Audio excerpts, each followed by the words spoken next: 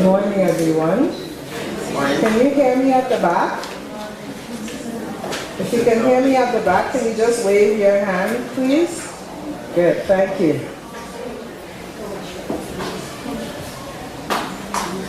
Again, good morning. I am Floydine Charles Friedel, the President of the Board of Directors for Taibu Community Health Center. And on behalf of the board staff and volunteers, we would like to welcome you to our 5th annual general meeting. And we should give ourselves a clap for that. Because as you know, this is also a day in which we celebrate that which we have accomplished so far. And although the concept of Taibu may seem new to many of you, I remember when it was 2000 when I got involved with the Black Health Alliance, and we were doing a number of things in the community, and we talked about the need for a health facility that has a particular focus on addressing the issues around health in the Black community. So here we are 13 years later, that what seemed like a dream, what seemed like an impossibility, what seemed like it could never be done, we are in this beautiful facility today. And you, our members who informed us of how we should have our services, you should give yourselves a round of applause for keeping us alive. And now that we have completed our 5th year in operation, this is our official 5th annual general meeting. We do have a lot to celebrate. And today you will read and hear from our executive director about our accomplishments to date. Our programs and services are increasing and our funding base is expanding. Our staff is enthusiastic and as committed as our board of directors. Before we go any further, we will let you know, though, that the annual general report will be mailed to you. So please make sure that we have your correct address so that we can make sure you get a copy of this special edition of our annual report for this year. And before we go any further, I would like to acknowledge our political representatives who are in attendance at our meeting today. We have the Honorable Mitzi Hunter, who is the MPP for Scarborough-Gilwood and newly elected. And I think we should just give her a bigger round of applause for that. And of course, we have with us, and whom you'll be hearing from later, the Honorable Dr. Jean Augustine, the Ontario Fairness Commissioner.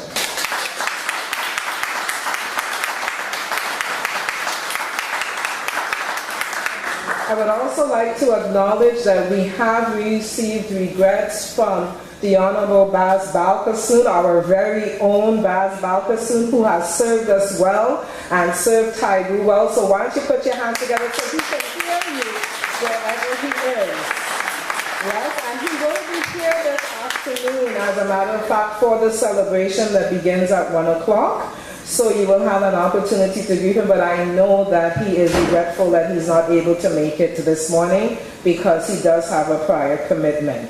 Those are the regrets we have so far. We do expect to have some of our other politicians, our federal MP and our city council will probably arrive, and when they do so, we will acknowledge them accordingly. So now allow me to just review our membership and our information. For who is it the first time to an annual general meeting? Is this your first time? Let me see your show of hands. All right, so we are going to go through a little bit. This is a business meeting, so we're going to go through the business pretty systematically. And first thing I want to make sure is that we all understand the process as we move forward, and then we can proceed with our celebrations afterwards. So to be a member, to be eligible to vote at the annual meeting, you must have completed a membership application from 60 days before the annual general meeting, which would have been July 26th of this year. If you're signed up to become a member today, you will be eligible to vote at the next annual general meeting, which will be held in September 2014. Please make sure, if you're not yet signed up as a member, that you become a member of Taibu Community Health Center, and although there is no membership fee, membership does have its privileges. According to the bylaws, there must be 30 members present to hold this meeting, and there are 40 plus members in attendance today, and we would not, that was the delay for us starting. We have to ensure that we have what is called quorum to be able to conduct the business of the meeting. So now we're at that place we're able to start.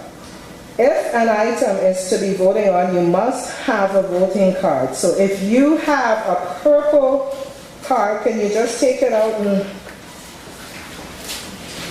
wave it, please? So that's how we acknowledge the votes. Every item must have someone to move on it and someone to second it before we go to the vote. When you move or second the motion, you need to raise your voting card. So if I were to say, not that I would make a motion, but I'd say I, Floydine Charles Friedel, move to do such and such. And once this is done, there will be an opportunity for questions, comments, and discussions before the vote. If you are asked to vote, raise your purple card. You can vote in favor, or you can vote against, or you can abstain. And that simply means that you do not feel that you're able to make a decision. We would ask the membership to please review the agenda for today, which is also in your package.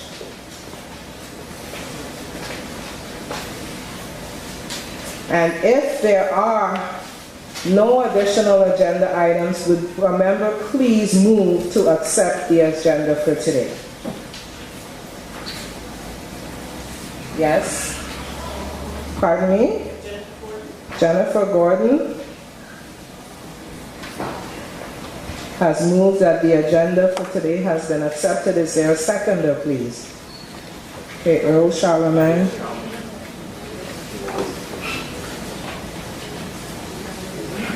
Are there any questions or comments about the agenda? Okay, all those in favor of approving the agenda, please indicate by raising your voting card. Thank you.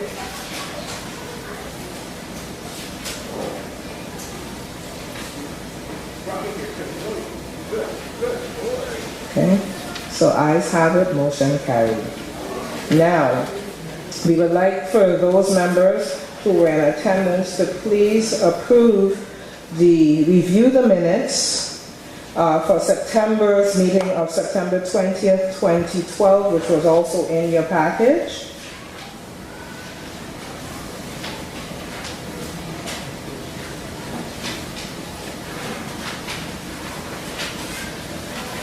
And at any point, if one is prepared to move, you may do so that we accept the minutes of September 2012, September 20th, 2012. Yes, ma'am? Susan Hayes. So it was moved by Susan Hayes that the meeting minutes of September 2012 be approved. Is there a seconder? Yes? Iris? E-N? A.M. Okay, moved by Susan Hay and seconded by Iris Luran. Are there any questions? H-A-Y-E-S. H-A-Y-E-S, thank you, ma'am. Are there any questions or comments regarding the minutes of September 20th, 2012? Okay, so all in favor of approving the minutes of September 2012, please raise your purple voting card. Are there any opposed? Are there any abstentions? Okay, ayes have it, the motion is carried. Thank you very much. Now I would like to call upon the esteemed Mr. Lieben Gibler Mikael, the first executive director of Taibu Community Health Center, to bring his report and to do the staff appreciation.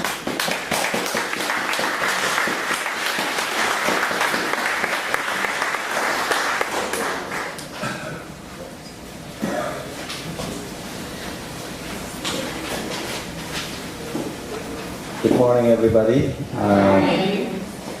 Welcome to Taibu, and thank you for coming I know in our experience over the past 4 or 5 years, whenever we have events, programs, rain doesn't stop you from coming and participating and supporting us. Snow hasn't stopped you. So I really appreciate that you've made your time today, even though the weather is not very helpful. On behalf of the staff, the volunteers here at Taibu, I welcome you to Taibu's 5th annual general meeting. And as I said in the report that you have with you, every time I sit down and reflect on the past year to try to organize the report and write my message, I always realize how fast the year has gone and how little we have done. This year it has been a bit different. Not only I feel that we are, and I am getting busier, but I have been able to feel the traction that the organization has made. I feel that the plane has just left the ground, and I can feel it in my guts. You know, when you fly, as soon as the plane leaves the ground, you feel that movement in your stomach. So I feel that, and I think and I believe that we have started to get airborne, and Taibu has really taken off. The center activities are highlighted in the annual report that you have with you, and I would also like to take this opportunity to apologize for some of the typos and missing words. But the breadth of services and programs are wide, starting from prenatal to young children and their parents, young adults, adults and older adults. It's like a continuum of care. It also addresses several of the health disparities that our community is affected by, including diabetes, hypertension, sickle cell, mental health, academic success, employment support, isolation, etc., etc. This year our budget has increased by about 9% from last year, but I must say that our activities have increased by over 50%. Highlight of our achievement accomplishment this year has been our accreditation designation. We've been accredited by the Canadian Centre for Accreditation, and with flying colors. Our primary healthcare services for adults with sickle cell is one of the, I think, for me, one of the highlights and achievements of Taibu so far. We have our hypertension management clinic, our diabetes prevention program, the March break camp. That was a new program that we did this year. Yes, some people want the March break, they want the summer break, they want the winter break program because it's been so successful. And it's been delivered by young people from the community. So these are trained young people who have done it. So I think we should honor and applaud the young people who participated in there. Our diabetes education program, increased activity targets, we're meeting our targets, and we're also seeing marked improvement in the participants' management of their diabetes and self-management and lifestyle changes. This year we also had the opportunity to work with the Black Health Alliance and Bramley Community Health Center in implementing the Black Health Challenge, which is a program that was designed by Black Health Alliance and Taibu in 2010. And we implemented these programs in Ajax Pickering, in Scarborough, in Kingston Galloway, in Malvern, and in partnership with Bramley, three sessions were delivered in the Peel region. We started the Learn program, which is an innovative after-school program. We also started the Ubuntu project. I see a lot of Ubuntu village members here. And this is a village concept for older adults to look after themselves, but also look after the younger generation. We come from a culture where the village raises the child, and so this is the concept that we've implemented here, and it's really, really going very well, and it's in partnership with Warden Woods Community Center as well in the Teesdale region. And we've also started the postpartum support group here, and this is for the whole of Scarborough, and it's a collaborative between several agencies in Scarborough. That's also a very exciting, innovative program that we started. So how come I get to stand here before you and proudly present all these innovative programs, our success and accomplishment? Of course, it starts with the board's direction, guidance, and support and vision that they have for this organization and for what we do operationally. The wonderful staff complement that work here for Taibu, their dedication, their passion, their commitment, their professionalism, creativity, and the love they have for the work and for the community. That's also one of the factors and reasons. Our volunteers and students on placement here, our summer staff, our childminders, our clients and the community at large who have really engaged. It amazes me how they are engaged. Usually it's an organization that engages the community and we go out doing community engagement initiatives. I don't know what's happening here, but it's the community that engages us and tells us what we need to do, which is sometimes challenging, but I think I would say that that is the true community engagement process. If people are able to come and say, we want a program here on this day, or for example, we usually break in the summer. That gives us time for staff to take some break and vacation time, for us to regroup, plan, and say, okay, what are we going to do in the fall? And several times, and particularly certain groups that do not allow us to have that break. They say, you can't, somebody is waving from the back. No, you can't have a break. We need to meet, even if you're not here, we will meet. And sometimes we make accommodation. And sometimes it's resources and other reasons. But this, I think this is a very good relationship we have with the community. So I think that is probably the main factor that is helping us to achieve those successes. Our partners, obviously, our funders and our supporters, the elected officials, who are always providing the support and assistance. So to say thank you would be for me just an ordinary word. But you know, I don't know any other word. Maybe Vidal can help me. But I would say thank you to all that, you know, the board, the staff, our volunteer students, summer staff, our childminders, our clients and community members, our partners, our funders, and our elected officials. We are not a perfect organization, at least not yet. We have a lot of areas to improve. We are focusing now on quality improvement initiatives, partly because Taibu is about developing a center of excellence, but we also have an opportunity now from the ministry's initiative to focus on quality improvement initiatives, so that is where our focus would be. Research, best practice, and evaluation, of course, will also be part of that. We are also refining our programs and services to make sure that it meets the needs of the community, and it's also based on our foundation, the Afrocentric principles. As we take off, we will also be studying the weather radar. Today didn't work because it's raining outside. But we'll be looking at, you know, we'll be conducting environmental scans. There's a lot of changes in government policies and direction and the wind's direction. So we will be watching those closely. We will be looking for new opportunities and also identifying risks and strategies to mitigate them. And we'll adjust our flight plan accordingly. But our values and mandate to serve you, the community, and our community, be that welcoming support, engaging, listening, and empowering agent in our community will not change. Thank you very much for your support. Again, thank you for coming today. And I would like to take this opportunity now, as we do our tradition, of calling on the staff of Taibu so that you can meet them, but also to say thank you.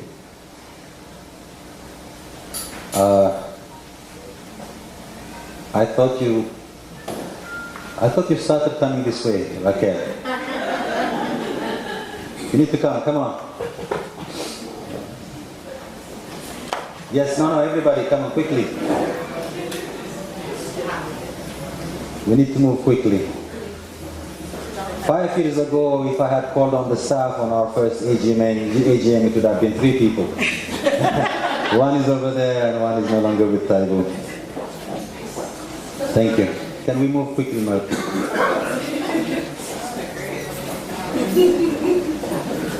Oh, really? Okay, let's do at least a couple of samples. Oh, we need more space. We need more space in the building. So we'll be talking to our elected officials about space. Thank you. And there are quite a few not present today because of other commitments. Should I go around and introduce? So let me start from there very quickly. The most senior staff over there, Donna Fancy, our HR manager, Tony Baptiste, who is our program manager, Jamila Loz, who is our social worker working with the sickle cell program, Mira, who's our nurse educator with the diabetes education program, Dina Smith, who's our nurse practitioner, Laik, our registered dietitian for the diabetes education program, Dr. Norma Baker, who's one of our new family physician part-time, Abel Gabriel-Jesus, who's very critical because he's the one who does the numbers. He's our data management coordinator. Deshaun, who's also a very fresh staff member, our youth outreach worker with our new funding from the Ministry of Children and Youth Services. Estella Williams, our health promoter.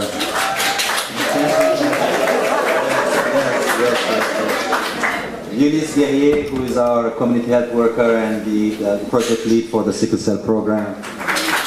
Myrtle, who is our medical secretary. Dr. Deva Nicholas, our other part-time physician.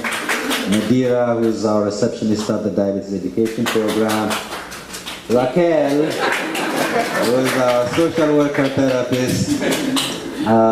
Nancy, who is our registered nurse. Karen, who is our Ubuntu project coordinator. Tamika, who is our registered dietitian. Dr. Onion Rome, our other part-time physician. Shauna Williams, why are you hiding over there? Okay, but Shauna Williams is our coordinator for the Learn After School program. Nancy, who is our physician assistant. This is a special project ministry funding. Dr. Larry Grossman, who is our specialist physician for the sickle cell clinic, twice a week. VJ, who is our community health worker, volunteer coordinator, and everything else. And then we have our volunteers, I cannot name them, but they're there at the back. Also the childminders are also looking after some of the participants here, children as well as our staff children. So thank you very much for all the hard work.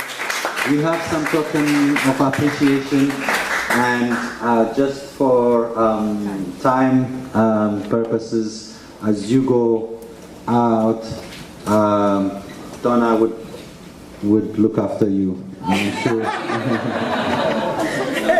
Thank you very much.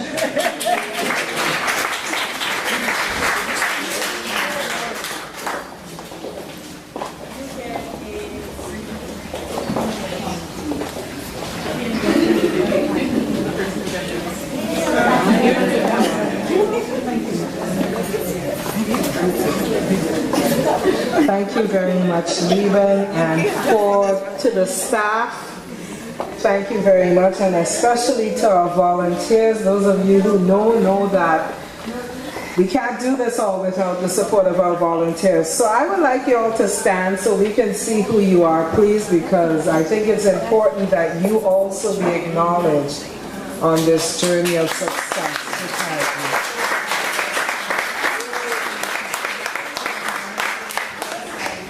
At this point, I would like to ask Mr. Derek McClellan to come forward. He is the treasurer of Taibu, and he will take you through the financial reporting process. Derek?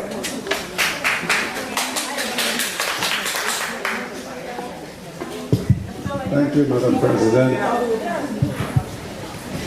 Members, distinguished guests, ladies and gentlemen, you can see the growth of this center in 5 years just by the reflection of the staff.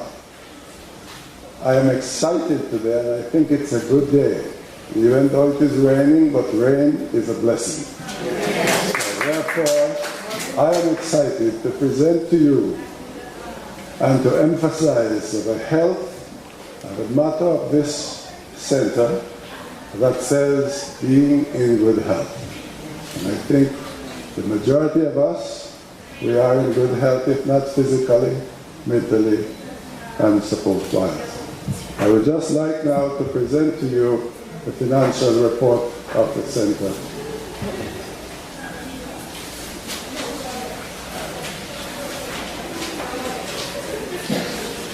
As outlined in the Executive Director's report, Taibu has continued to deliver existing and new primary health care and health promotion programs and services during the past year.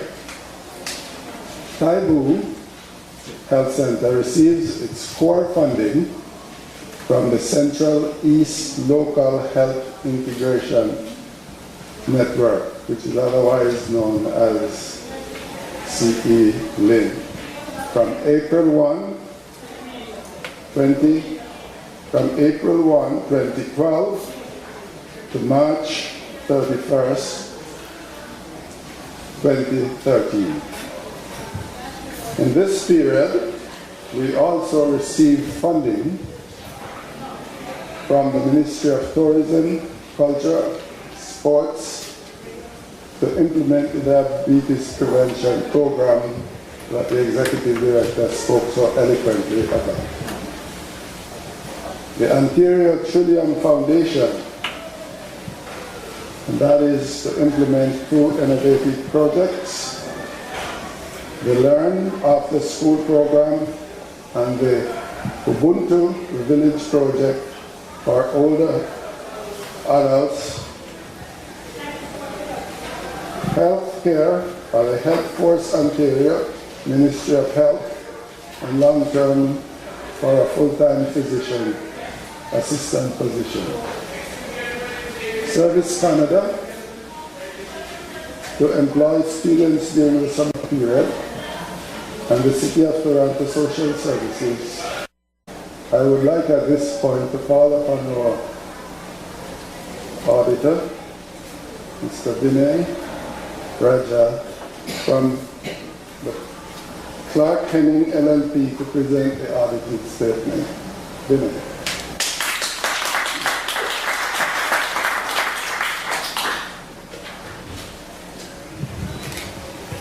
Thank you, Derek. Excuse me. We've audited the financial statements of Taibu Community Health Center and have given a clean bill of health to the center. In our audit report dated June 24. As with any health issues, you would have minor coughs and colds, and so did Taibu, and we take up those minor issues with management. And when we come next year to do the audit, we follow up to see that any of the recommendations we have made has been implemented. As Derek said, your majority of the funding comes from Central East LIN, and your budget for that is around $3 million. When you get your funding from Central LIN, there are conditions attached to it. And you are given a budget. And there are really very simple rules around it. You spend in accordance with the budget. If you overspend it, generally it's tough luck. It should come out of your own resources. And if you underspend it, you cut a check to the government back and say, this is what we've not spent. Typically, in a community health centers, majority of the community health centers will underspend some of the fundings. And, a lot of people will ask the questions, we need services, why do we have to return money to the government? what happens in majority of the community health center is that you are funded position by position. There are vacancies, when staff leave, they may not be filled up in time. So there's some monies left over in the salaries line, which generally goes back to the government, and Taibu was in the same position during 2012-2013 fiscal year. There is some money going back to the government, and it's a pretty standard situation.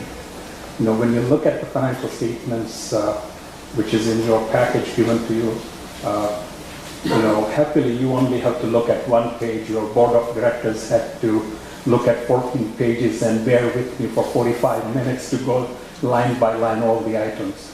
As you can see, on a $3+ million budget, more or less, Taibu has spent everything they have, and it has a small deficit of $3,000 at the end of the day, As a young organization, obviously, Taibu hasn't built up its own resources, but over the years, I'm sure it will. And so there is about $3,000 of your own resources sitting in the financial statements. These are the monies which you fundraise or, provide certain services which you're allowed to keep as opposed to give it back to the government. I'm going to stop there. I think that sort of explains the bulk of your financial statements. If there's any questions on the financial statements, I'll be glad to answer them.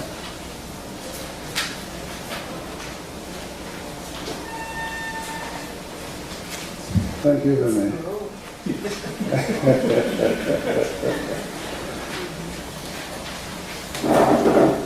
I would like to move for the acceptance of the financial statement for the year ended March 31st, 2013.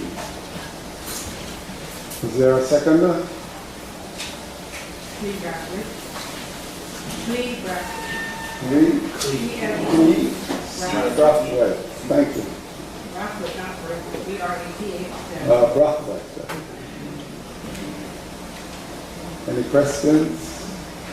Any opposed? Any abstention? Carried. Okay. You want to vote? All those in favor?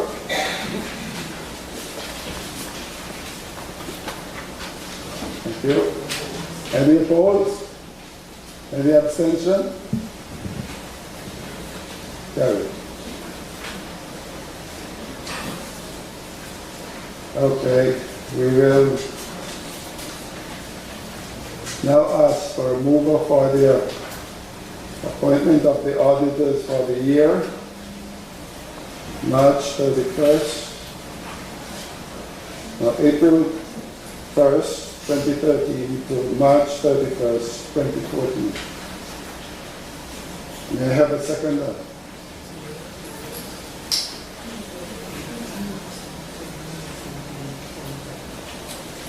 Yeah. May I have someone to move to appoint Clark Henning, LLP, as a chartered accountant for Taibu for the year April 1, 2013 to March 31st, 2014.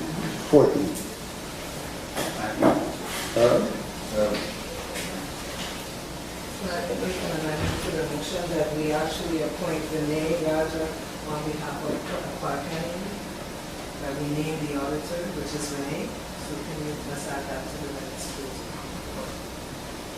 Second, all right. All in favor? Thank you.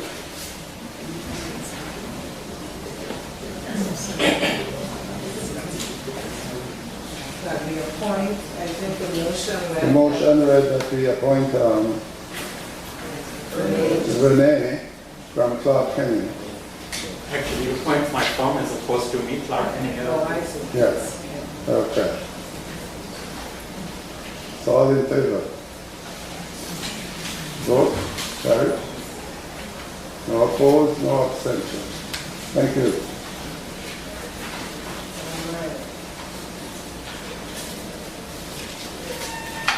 Now, may I have a mover for the motion to approve the membership authorizing the Board of Directors to determine and approve the auditor's fee for the fiscal year 2013 to 2014.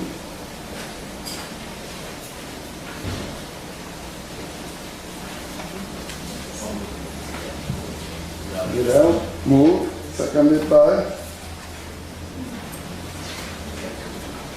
Any seconder? Thank you. Susan Hayes. H-A-Y-E-S. Thank you. Any opposed? Any abstention? All in favor? Thank you. Carried.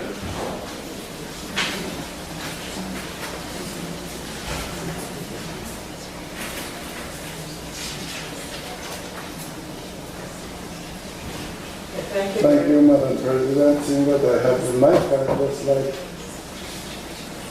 to, for our record, I just to give our appreciation to our President, who has been leading us, coaching us for the past 5 years at least, and seeing the direction of the Taibu Community Center.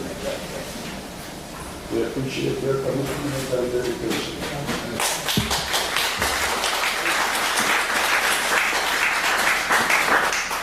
Thank you. Leland, can you come up to the microphone, please?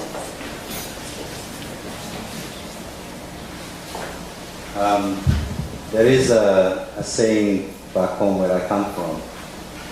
When you forget something, you say, "Oh, I wish that forgets me."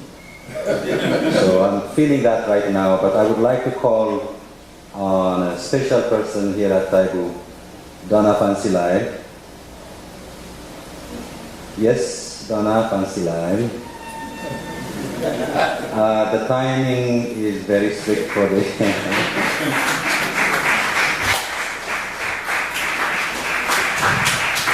As part of the staff appreciation, I would really wanted to have a special appreciation for Donna.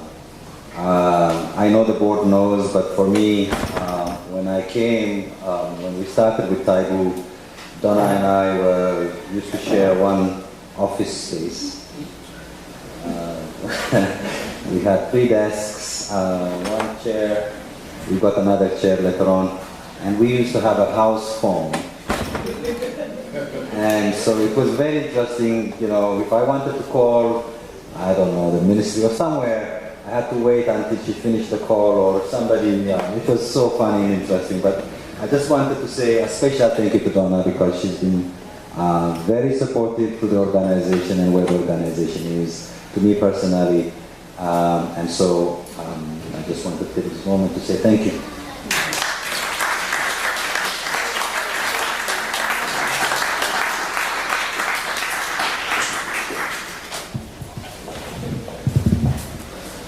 Okay, as we move along, I will be brief in my comments because much of what I have to say I'll say at 1 o'clock at the celebration.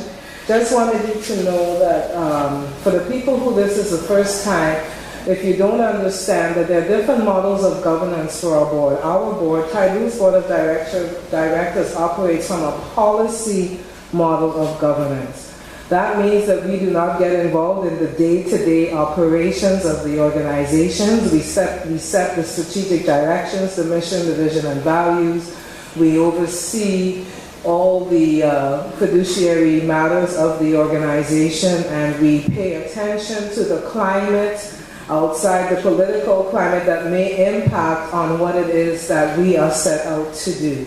So our board is very much engaged in its activity. Our meetings are at the very least animated, and it is really a pleasure for me to work with a number of individuals who are committed not just to the organization but to the reason why we're here on behalf of the Black community.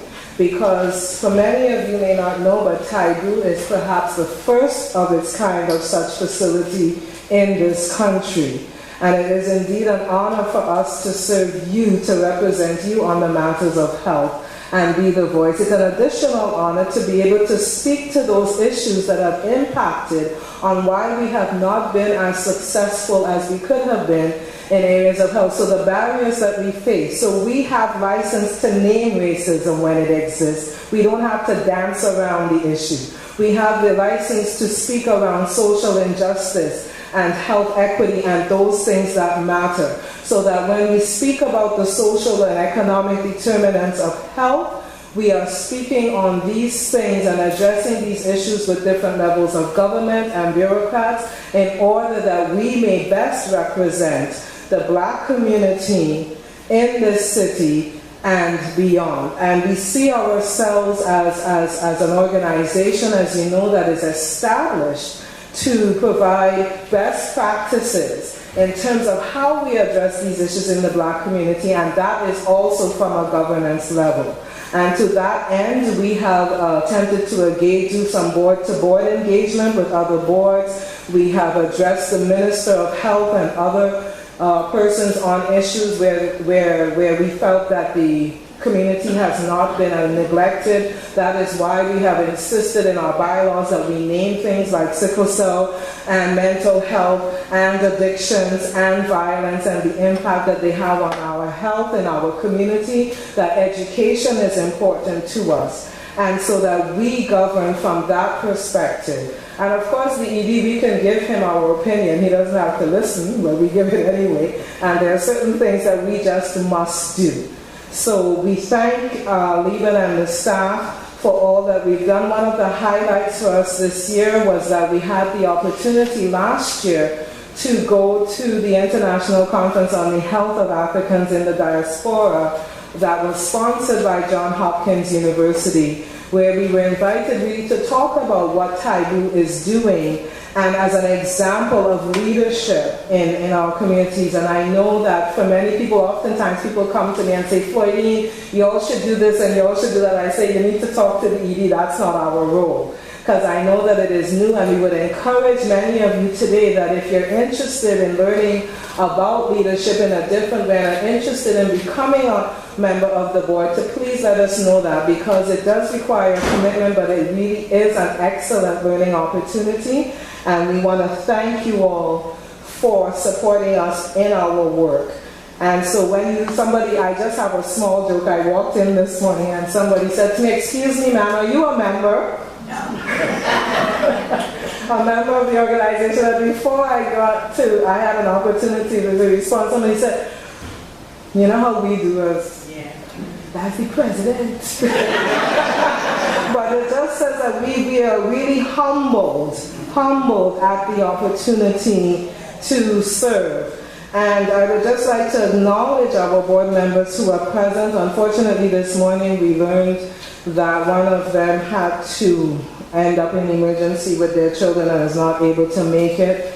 And we have others who are on vacation, and another today is a day of challenges, but we know how to overcome challenges and celebrate anyhow. So I would like to take this opportunity to acknowledge those board members who are here, and also the ones who are absent. The person who is the vice president and chair of our nominations committee and is absent today is Ms. Cheryl Bernard.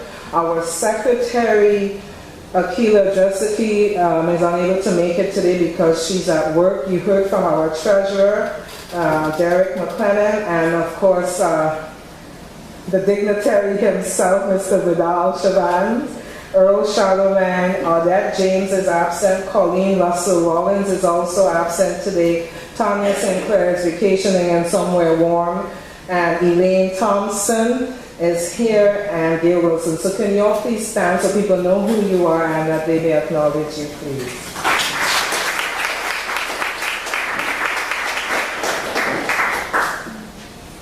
And we just want to thank you and congratulate you again. And on this point, normally we would do an appreciation for the board, but today we're going to do something a little bit different on this auspicious occasion of the 5th anniversary of Taibu Community Health Center. So if those board members could come forward and stand with me as we ask our executive director to come forward. I would also like to invite Brother O.G. to come forward as we do this presentation to our executive director, please.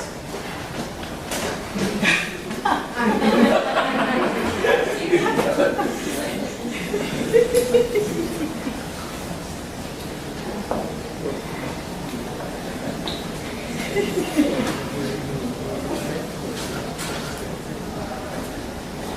that up.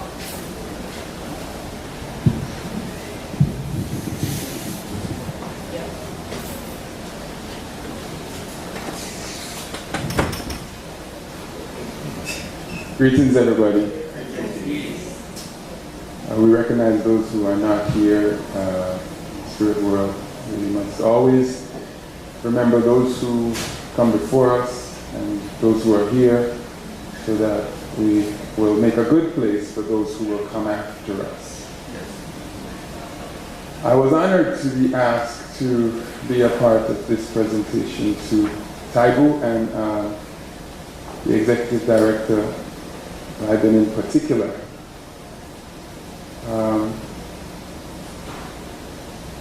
I am a part of a documentary called A Quant to the Journey, which is about the Maroons of Jamaica, the New World's first successful freedom fighters. I've known of Taibu for a while through, I refer to her as Sister Floydine, and she said, and continues to say, that Taibu is an organization similar in that freedom fighting tradition. Taibu is about a calling to good health. So with that in mind, we decided to make the most iconic image in the Akwantu documentary, which also represents that calling, presented as a gift to Lyden, as a thank you for the work that he has been doing in leading Taibu. Thank you very much. On behalf of the board and staff, we would like to present you with this picture. I actually took Lieben because, you know, he's from the motherland, and we were trying to help him understand the different cultures. So we went to see Akwantu at its very first. We had a private invitation to go. And I noted that Lieben was looking at this picture and was very impressed by what he learned. So a reason why Brother OG is doing this is because he is a photojournalist, and what we're presenting to you today is the actual photo that is signed by OG that is used as the main image feature for Quant to the Journey, and we wanted you to have that because we thought it, and it's about the abeng. So if we could unveil it, you could see, because the abeng in our culture is the call to the community, and we just felt that it was appropriate as the first executive director of this organization that this reflects who you are as the person who's leading the community and calling the community to be in good health. So on behalf of the board and staff, we want to say thank you, and this photo was taken in.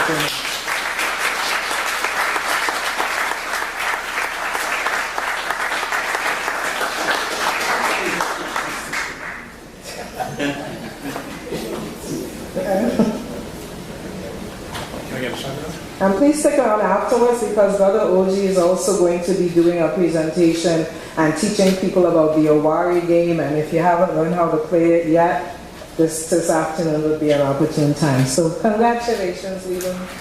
I saw the wall in your office where it appropriately belongs. Okay, and thank you to our board. And now I will ask Vidal, before we bring our keynote, we have one very important matter to our sector to address, and we'll ask Vidal Chavans to address that, and I'll come back and introduce Dr. Augustine, and we'll continue on. Thank you very much.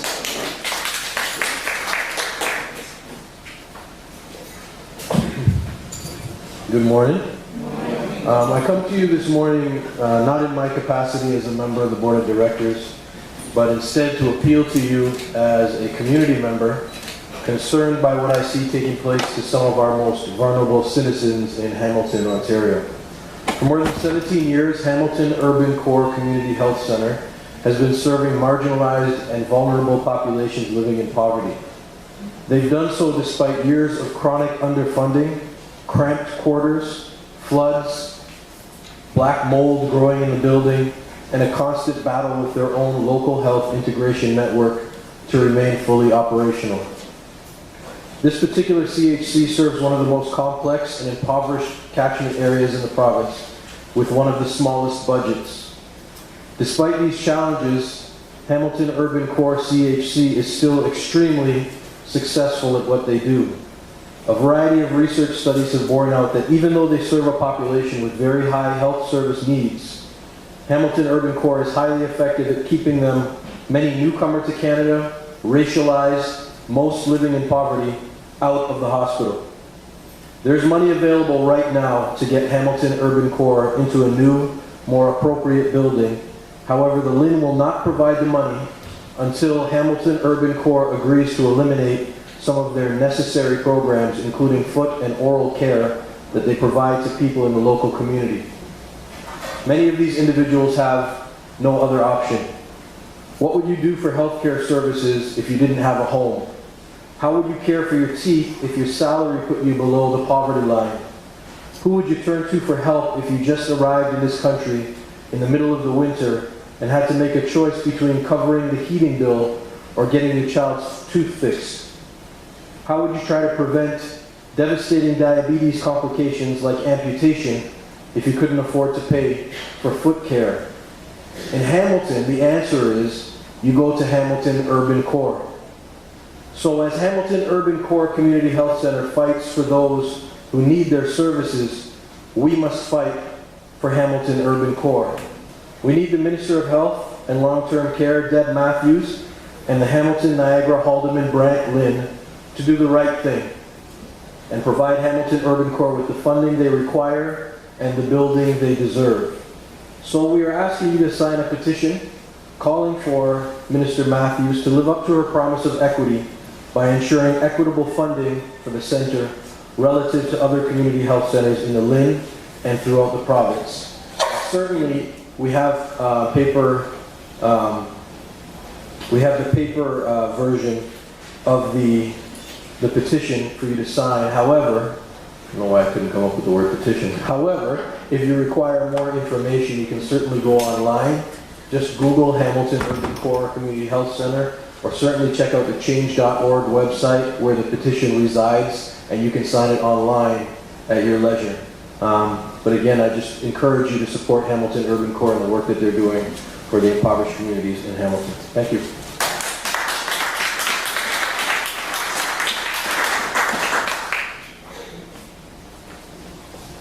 Thank you, Vidal.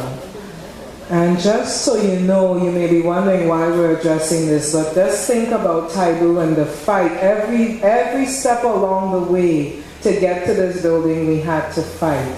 And we talk about our brother's keeper, and it's important that within this sector that we understand that this is greater than us. This is a matter of health equity, which is why Taibu exists. CHCs are actually at the core of what health equity is. So please do take the time to sign that petition and show your support, because as much as we serve a population here where 40% of the people we serve are living in poverty, in Hamilton over 85% of the over 7,000 clients that are served in Hamilton are living in poverty. 8,000 children are going hungry every single day.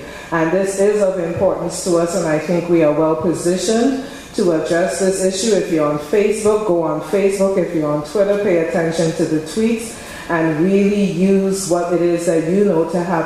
This is where we as a community, it's important for us to become more active politically and to show that it's important that we care about the issues of people. And that's why it's important for us to vote and to get involved in these issues, because it really is significant.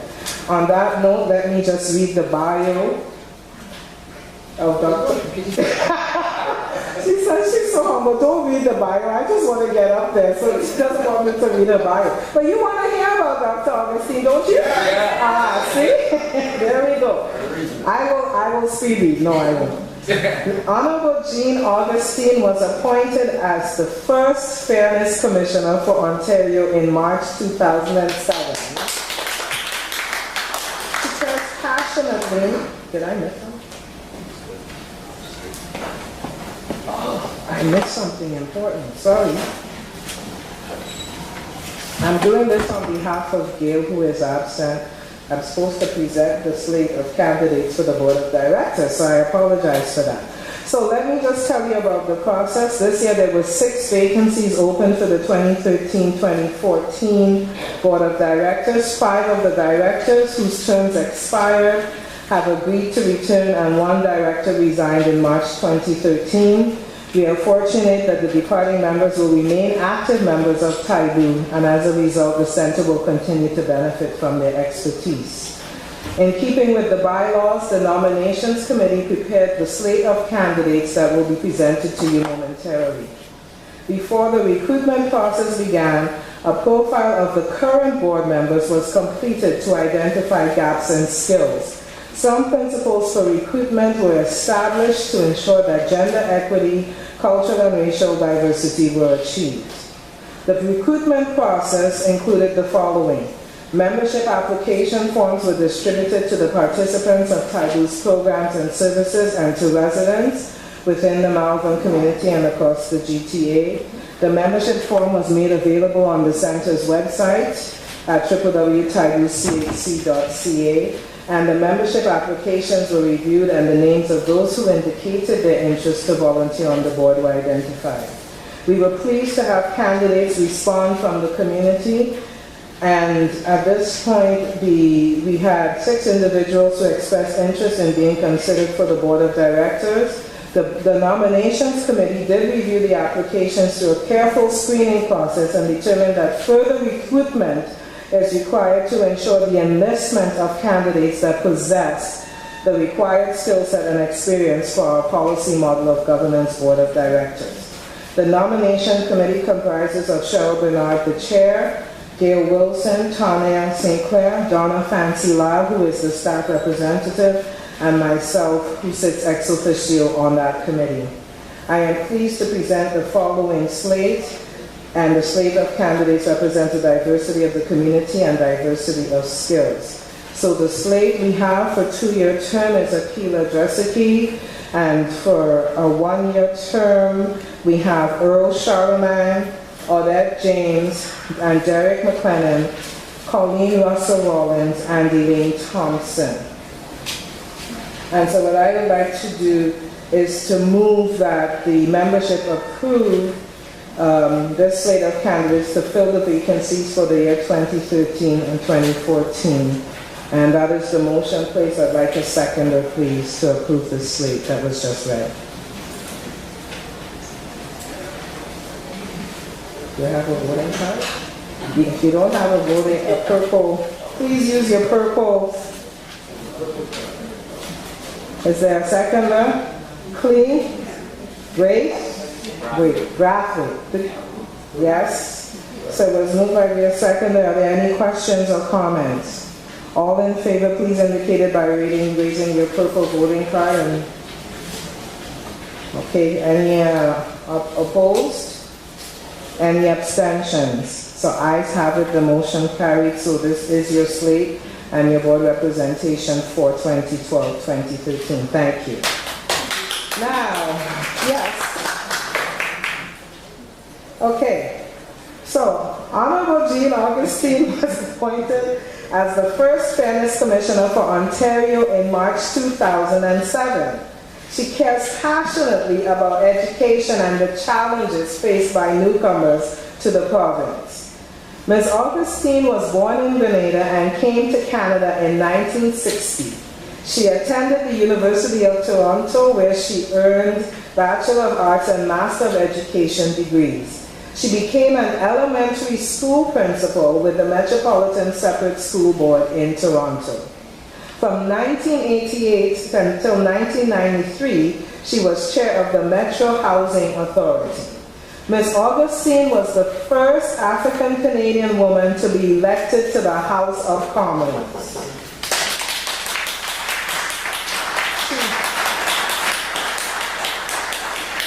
She was elected in the riding of Etobicoke Lakeshore in 1993 and sat in Parliament until 2006.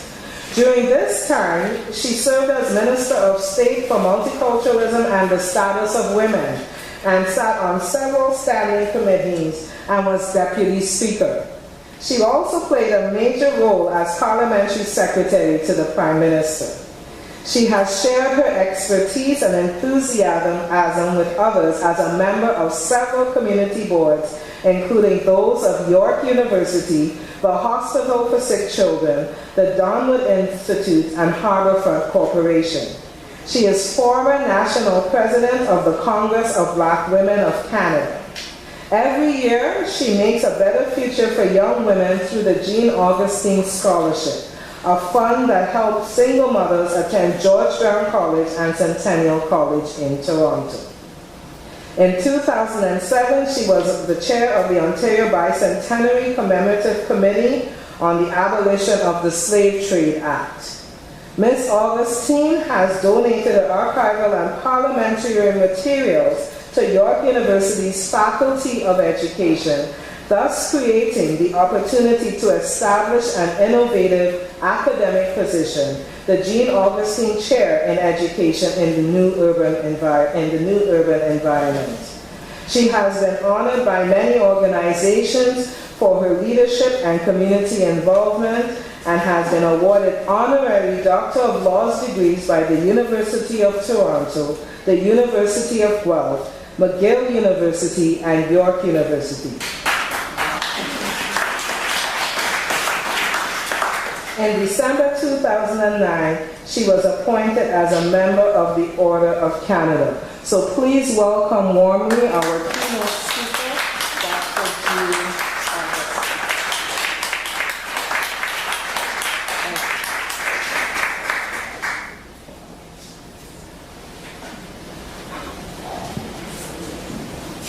Merci beaucoup.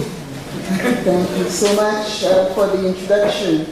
Claudine Charles Friedel, President of Taibu, Board of Directors, Executive Director, staff, esteemed guests, friends, and the community, senior and elders, and I recognize Ms. Libby Johnson as the senior in our midst. Where is Laban? I wanted to ask him if one had to be beautiful and pretty and tall to be a member of his staff. I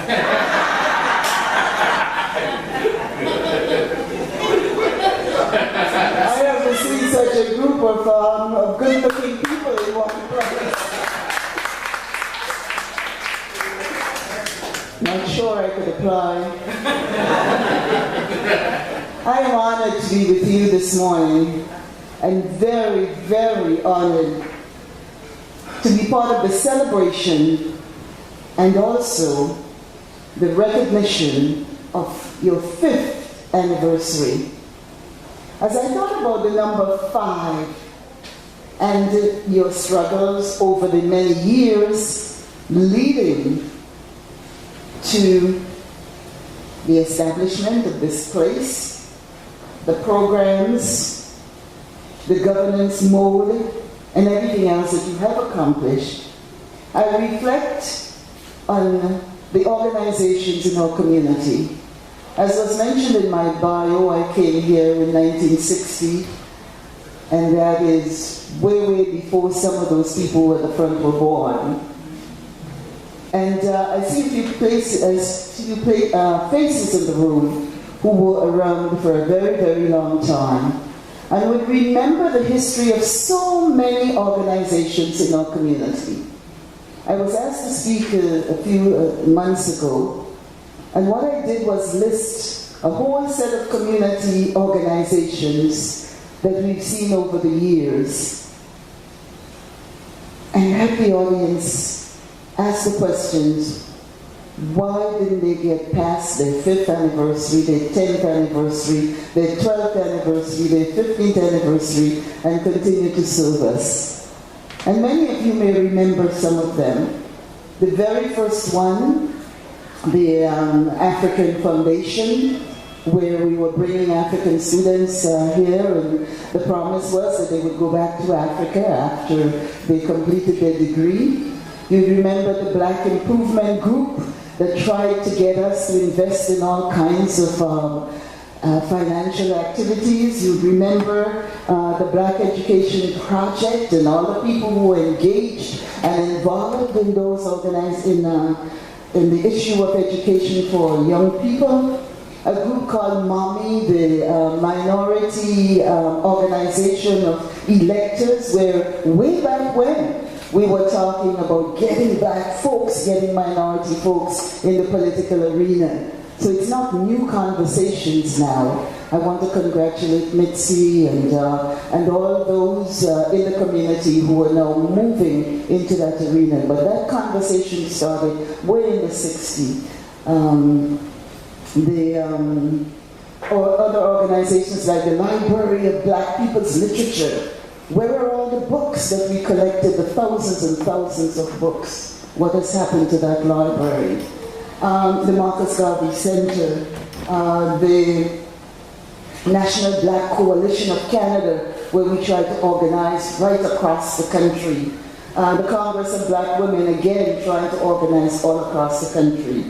The Canadian Alliance of Black Educators, and I could go on and on and on. And what I did for the last, as I said, when I spoke a while ago, I was able to come up with about 47 organizations.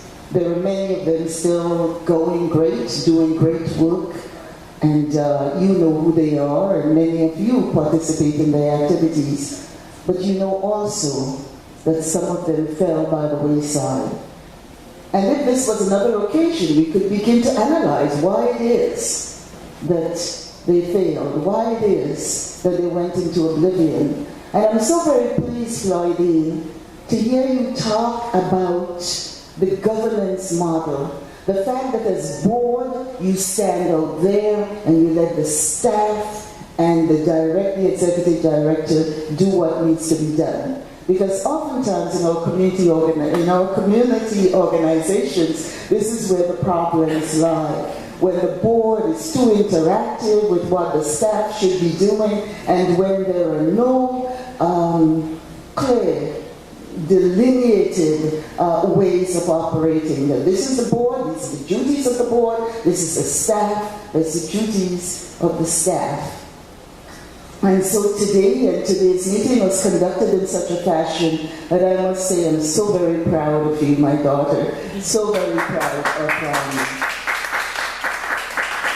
of the fact that Taibu has got it right, and the board has got it right, and the staff has got it right. And having reached your 5th anniversary, there is also good indicators that you are on the way to your 10th, to your 15th, to your 20th, and as someone said earlier, planning for the future. There is an old Chinese, I think, saying, or maybe an old anonymous saying, that if you're planning for a day, if you're planning for a year, plant corn. If you're planning for a decade, plant trees. And if you're planning for a lifetime, do the kinds of work that is happening in Taibu. Educate people, encourage people, provide for individuals, work with individuals, be visionary about where we should go. And so I want to add my words of encouragement, I want to add my words of support, and I want to say how much I admire your modus operandi to this point. The community that calls Northeast Scarborough home is proud and should be proud to have one of the best local health care centers in the city. And I think that all those who are part of your network as supporters, as funders and donors, and the recipient of your service would all, I'm sure, join in saying this. There is no perfection. There is no perfect situation. And as we work really very hard and we try to do our very best, there will always be little ginger things that are thrown on the side. There will be an individual that you serve and who's maybe, and I know this coming from politics, you can do some 50 things for someone, and the one time when you have to say no, that becomes your record. And so we know that there would be a discordant, a little bit of dissonance, because some people, you did not do exactly and precisely what an individual wants to happen at any specific point in time. But the direction of the organization is good. I like the Afrocentric underpinning of what you do, because I think it's important that we know who we are as we go forward. Because oftentimes it's said that people who don't know their history and traditions and cultural forms are often people whose self-esteem and for whom lots of things are created as stress and otherwise. By the way, I was reading something this morning, and it says if you want to be really healthy and stress-free, you have to have 12 laughs a day. So laugh, everybody. So this is number one. Count the rest. Count the rest of the day. Actually, it's not just smile, it's really belly laugh. So a community where you've provided much needed healthcare programs to local residents, in particular to the Black community. And I must tell you that when VJ was called, Benny was called, he smiled, notice he smiled at me because we were at LAMP, which is a similar type organization in Etobicoke, and he was the auditor and gave the audit report. So it was last night and today, so it seems as though I was either following him or he was following me. But at the same time, I think it's a recognition that good work is taking place and that his firm was committed. I was pleased too that in terms of governance that he corrected you by saying, ask for the firm, not ask for me, because it would look as though you wanted him because he gave you a nice clean, and so the firm is the one that has to make the decision as to who they put out there. So maybe that's lesson learned for all of us. I also read, and you have this up nicely for attention, that the word Taibu is a Kiswahili word signifying to be in good health, or be in good health. So in a half decade, you have a community landmark to serve in the community with a mission to better the lives of those who come through your doors for assistance. And as Taibu, you continue to serve the community for decades to come. That's my wish for you. And that positive community health impact will be even more pronounced as you continue to work. So let me share a little bit on my thoughts on health and well-being. And, but before I do, I'd like to just take a minute or so to talk about what I do as a Fairness Commissioner for the province of Ontario. Because I'm always asked, when someone says, what do you do? And I say, I'm Fairness Commissioner. And they say, what's that? Or someone would say, you know, I work all week, I work really very hard, I get my paycheck. My wife takes it, is that fair? Can I come to see you about that? I have to say that's not the kind of fairness that I'm talking about, or that this legislation is about. The legislation passed by Ontario is called the Fair Access to the Regulated Professions. And that act, or that legislation passed in 2006, said that if you come to the province of Ontario from another province or from another country, that you are internationally educated, you are a doctor, a lawyer, a dentist, a teacher, an engineer, etc., etc. If you come to the province and you come qualified, that the bodies that regulate the professions, and in Ontario we call them colleges. We say the College of Physicians and Surgeons, the College of Doctors, College of Dentists, the engineers, the professional engineers, etc., College of Teachers, etc. Now those bodies that regulate the professions must have licensing practices that's fair, that's transparent, that's impartial, and that you must get an answer in a timely fashion. In other words, you must not be tossed around, as I say, I usually say, so many hoops put in your way that you have to take so many exams, go back through several different routes, and you're not able to get into your profession, and the costs involved, etc., are such that you turn away and you either get in the situation of underemployment or taking whatever that can give you resources to make your living. Too many applicants face unacceptable hurdles. Everyone who seeks a professional license, says the legislation, deserves fair treatment no matter where he or she was educated, whether in Ontario, in another province, or elsewhere in the world. The law defines my role as commissioner.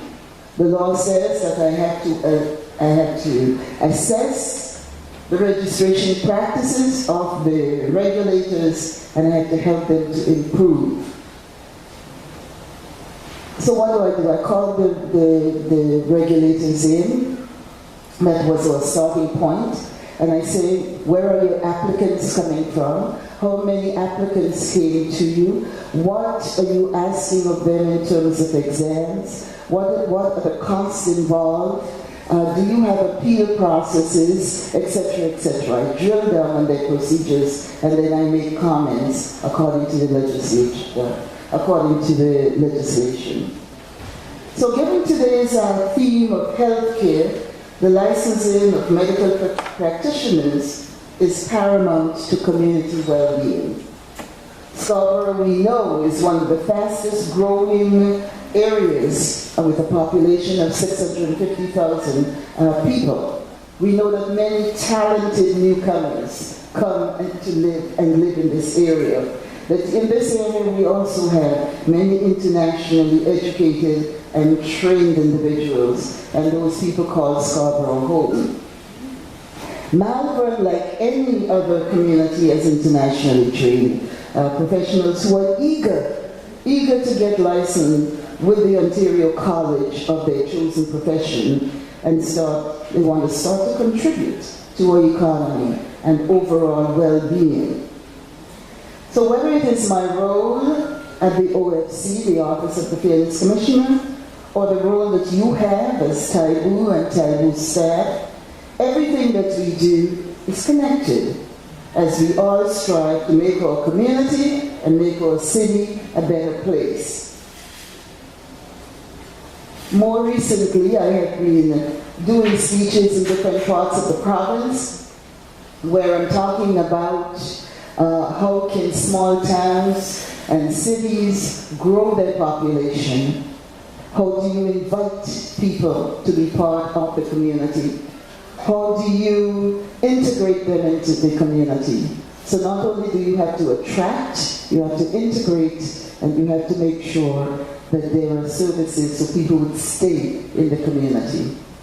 I was in Coburg, St. Edward's County area, and do you know that there were more on the death rates than there were on the birth rates. So again, when you see so many people passing on and the birth rates are not matching, you know that immigration and others coming to live in the area is really the savior for the area. So today's theme at this A.G.M, our health and well-being, carving new paths. I think everything that I heard spoke to the fact that you are indeed looking at those new paths. It's important to observe that theme, our health, and it's not your health, it's not whatever, it's our health, including all of us, And I think it's important because even though your own health impacts you directly, physically and mentally, your individual health also impacts all those around you. So let us not forget that our health can be construed as a collective entity, because when your health suffers, it affects your family, your friends, your co-workers. So our good health bodes well for the overall betterment of the entire community. Our levels of government benefit from the existence of Taibu and the work that you do here, and other community health care centers, as local health providers offer better bang for the buck. You know the situation of approaching hospitals, dental care, and all kinds of care, and the cost to the system. So when we can do preventative things, when we can do educational things, when we can do awareness, when we can have people understand issues around their health, we know that we are saving the entire system. So you're carving new paths by providing not just the government, but hospitals and the healthcare institutions with information about the health concerns and needs of the Black community. And it is my hope that in the collection of data and information and research, that your information, data, and research is part of that collection. We know that as a Black community, we're not a monolithic entity, that we're composed of diverse peoples from all over the world, each with specific health outcomes.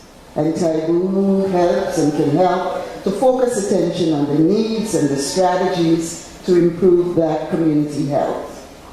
You've done a stellar job of providing maternity information and care for many mothers who may not have the support at home to take care of a baby or take care of a child. And you go beyond that to provide the support and the sitting services and whatnot that's so essential, especially for young mothers. We all know that in nurturing upbringing, where a parent has the education, the skills, and the confidence to take care of a child, will go a long way to improve health outcomes for everyone involved. There's all kinds of data that speaks to this.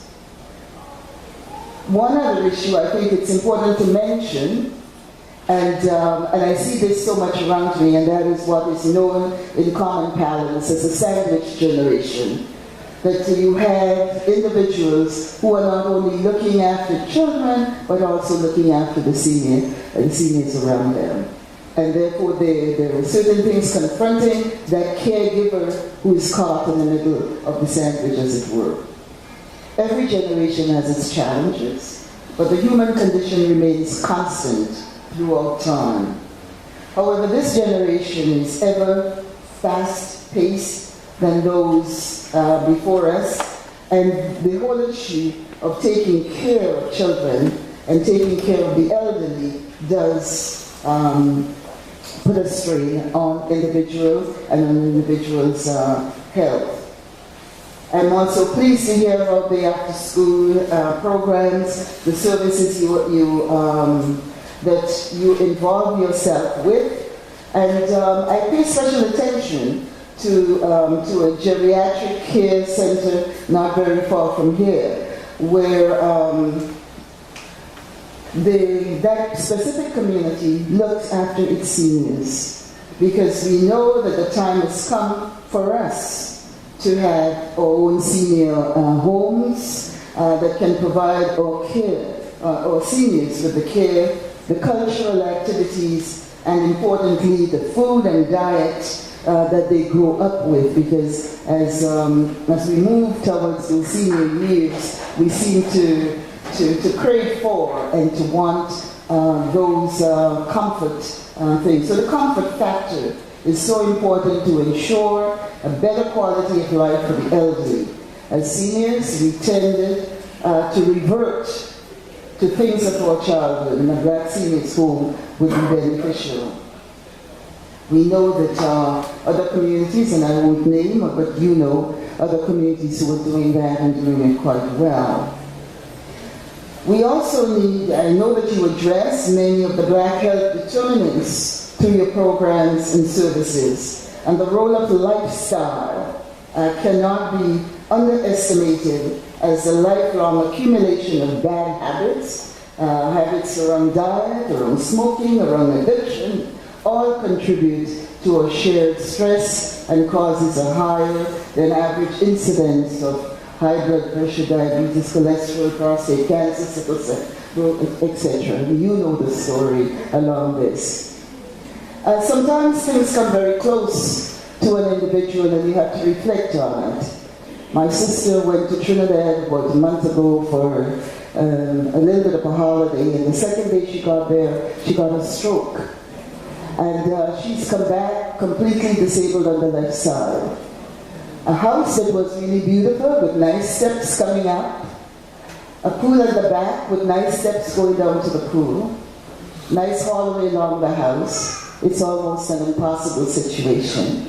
And oftentimes we walk around and we never think about this. The bedrooms are upstairs, the something is downstairs, but then again, how do we prepare ourselves when there are things like, unfortunate things like this happening? And how do we put that in the thinking and the planning for when these unfortunate and unexpected things happen? The other one silent killer that I just want to mention before I stop is the whole issue of stress. Have we ever thought what stress does to our physical health and to the cohesion of the family unit? The biggest cause of stress, and you know this because I know that you speak about this in your section, poor housing, crime, single parent family finances, diseases, and overall self-esteem. We know that when one lives in substandard living conditions with mold, leaky pipes, or in an unsafe neighborhood, that causes stress. And I would imagine that the brother who brought to our attention what is going on in Hamilton, again, we can see what the lives of people who are caught in that situation would be and could be. When one lives from paycheck to paycheck to paycheck, not sure what the future will bring, that causes stress. When a person is so busy trying to make ends meet that they neglect quality family time or cooking proper meals, leading to bad health, that also causes stress. Physical and personal challenges lead to self-esteem issues, and that also causes stress. No one is ever going to have the perfect life, and we all strive towards it. But I do see an enhanced role for Taibu and other community health centers as they provide an impact on the Black community and the impact on programs and policies that are supported by government and stakeholders.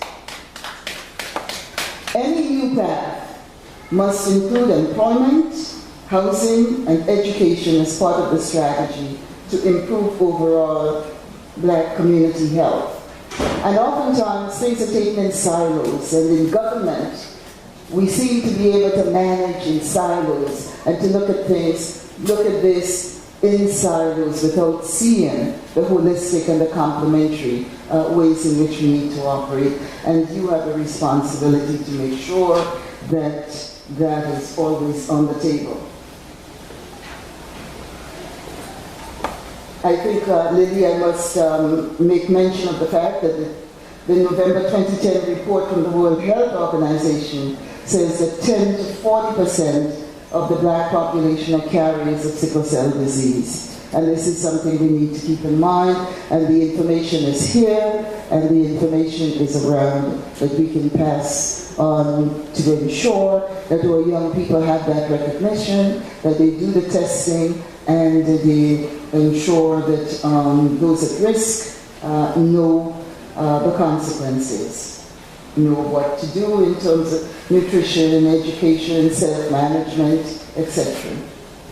because we know that after heart attacks and cancer, diabetes is the third most common health fertility for blacks, and therefore the information you provide around diet is so important. So let me then end by talking about the fact that we spend money in this province through our health networks, because there is a sense that Ontario spends the $76 billion each year in healthcare. It's 40% of the provincial budget, and as our population ages with the baby boomer generation reaching their senior years, costs will continuously increase, projected to reach 44% of the total budget of the province by 2017-2018. So we know that there are things that are related. A Senate report estimated that an individual's health outcome will be related to in 4 areas. 15% by our biology, by our genetics, 50% by education and income, 25% by the healthcare system and the care we get, and 10% by the physical environment around us. And I find those statistics both fascinating, and at the same time I realize that aside from our DNA, there is so much that we can change to improve black health, from education, better housing, meaningful employment, and this is all interconnected. I want to make a plea for all of us in the community who are doing things that we come together, because we can address issues when we have a critical mass addressing the issue. When we do things in little pockets, we do not have the bang and the impact. When we have an organization like Taibu that has already set a track record, that has done its homework, that has a good governance model, we need to get behind it. Too often we are inventing and reinventing the wheel, and oftentimes there's not a need for us to do this. We need to see what is working, what is there, and let's get behind it. So let me end then with an Arabic proverb that is on the verge of speaking about health, and that proverb says what should be foremost in our minds. He who has health has hope, and he who has hope has everything. So once again, congratulations on your 5th anniversary of community dedication. Congratulations on your A.G.M. Welcome to those members who are joining you on the board, the incoming board members, and all the very best for all future endeavors. Thanks.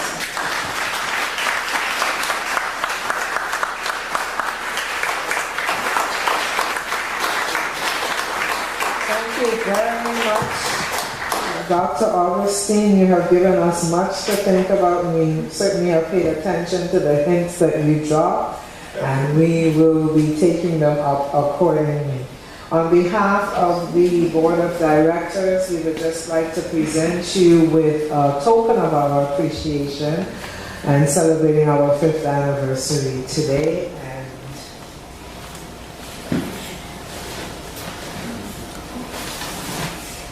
Here it is, and I got on good authority that you really enjoy products from this particular place and gifts from this particular place.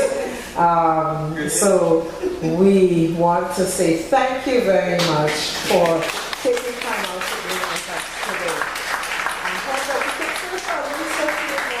We're ready now to close the meeting, so we'll entertain a motion to adjourn our A.G.M. for today. So if someone would like to move by Derek, thank you very much.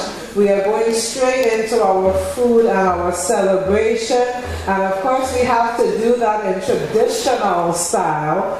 And so here we go. We have our drummer who's going to call this celebration to order, and we just follow their directions. So here we have with us our master our master drummer, Amadou Kino, all the way from Burkina Faso, and he is also from the heritage line of griots. Also would like to acknowledge our very own Bas Balkassoon, who is here today, and he will be an opportunity to come here. And who else is here? Oh, Marianne Chambers is also here. Welcome, and see the Executive Director from the Association of Ontario Health Centers, and one of our very first supporters, Dr. Dominic Shelton. You'll get an opportunity to hear from him, and I see Kathy and a whole bunch of people, but they're all on the program for this afternoon. And anybody I've forgotten, now catch me in the break, and I'll make sure they're acknowledged for this afternoon officially ending. Welcome, get up, stomp your feet, and we also have present with us our former CBC anchor reporter, Ms. Christine Bentley, who is joining us today. So thank you for joining us. Let's go. Take it away.